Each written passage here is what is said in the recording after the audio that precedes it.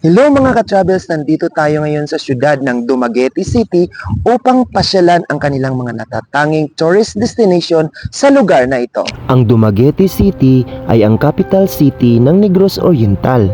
Ito ay kilala sa City of Gentle People dahil sa likas na kabaitan at pagiging magiliw ng mga tao dito. Ang mga residente ay kilala sa kanilang malugod na pagtanggap sa mga bisita, lokal man o mga banyaga. Hi guys! Welcome to Dumaguete City! Bago nga natin marating ang lugar na ito ay sumakay muna tayo sa barkong pandagat na tinatawag nilang Roro o Roll On, Roll Off mula sa Dapitan City patungong Dumaguete City. Alas 10 nga ng gabi ang ating nakuhang biyahe mula Dapitan Port hanggang Dumaguete City. Nagbiyahe nga tayo ng mahigit 8 oras bago marating ang napakagandang lugar na ito. Habang ikay papalapit sa Dumaguete Port ay natitiyak kong mamamangha ka sa napakagandang tanawin na sasalubong sa iyo sa iyong pagdating dito sa lugar. Ilang minuto lang at heto na nga ay tayo'y ligtas na nakarating dito sa Port of Dumaguete. Wow! Tahimik at payak na syudad nga ang ating nadatnan sa ating pagbaba dito sa Dumaguete City, malayo sa ating nakasanayan dito sa lugar sa Metro Manila.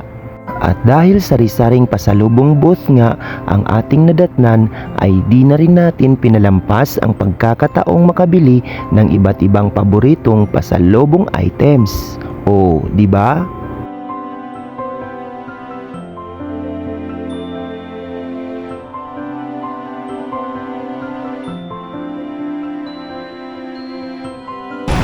Hi guys! So kararating nga lang po natin dito sa Dumaguete City at agad na sumalubong po sa atin dito ay ang kanilang napakalawak na boulevard kung saan best place ito para sa mga physical conditioning or nagja-jogging every morning.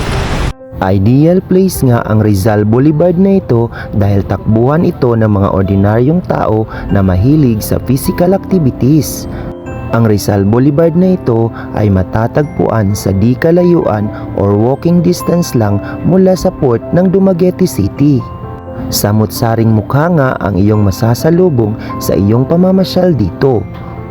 Samantala, sa pagsapit naman ng gabi ay makikita mong buhay na buhay ang Rizal Boulevard na ito dahil sa dami ng mga amenities na tiyak kong mai-enjoy mo sa lugar na ito.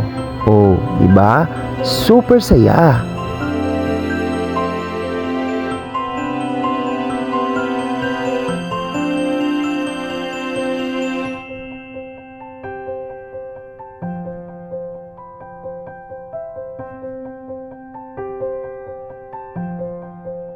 Bukod sa Rojas Boulevard na ito, ang Dumaguete City ay mayaman din sa iba't ibang kultura at likas na yaman na nag-aalok ng iba't ibang atraksyon tulad ng Silliman University at mga talon gaya ng Casaroro Falls.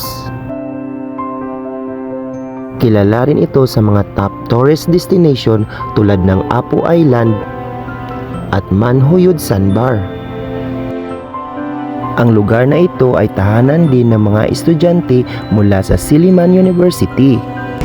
Hi guys! Dito nga sa Dumaguete City ay matatagpuan ang isa sa pinakasikat na kolehiyo dito sa lugar. Ito ang Silliman University.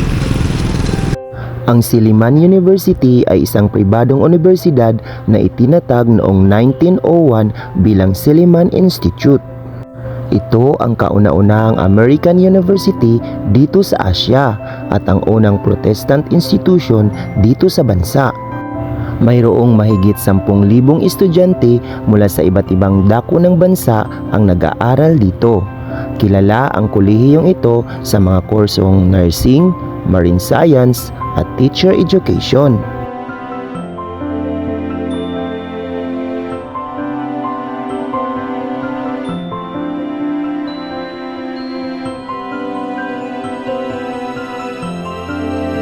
Marami pang mga natatanging lugar ang pwede at maari pang pasyalan dito sa siyudad ng Dumaguete City. Kaya naman abangan nyo ang ilan pa sa mga travel destination na ating napuntahan sa ating pagbisita dito sa probinsya ng Negros Oriental.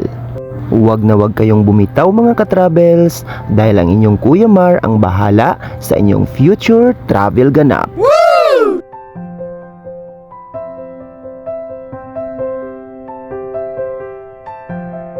Don't forget to follow and subscribe.